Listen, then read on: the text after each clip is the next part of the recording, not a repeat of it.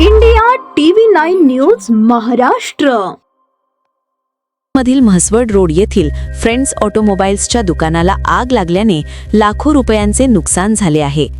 माळशिरस येथील शहानवाज शिकलगार यांचे friends automobiles या नावाचे दुचाकी दुरुस्ती आणि स्पेअर पार्ट विक्रीचे दुकान आहे. रविवारी दुपारी दुकान बंद असताना 3 वाजण्याच्या दरम्यान अचानक दुकानातून धुराचे लोट यायला सुरुवात झाली. त्यामुळे एकच गोंधळ उडाला. परिसरातील लोकांनी दुकान मालकास याबाबत कल्पना दिली. त्यानंतर माळशिरस नगरपंचायतीच्या व सदाशिव नगर येथील श्री शंकर सहकारी साखर कारखान्याचे अग्निशमन दलाने ही आग आटोक्यात आणली. या घटनेची खबर मिळताच माळशिरस पोलीस तातडीने घटनास्थळी दाखल झाले.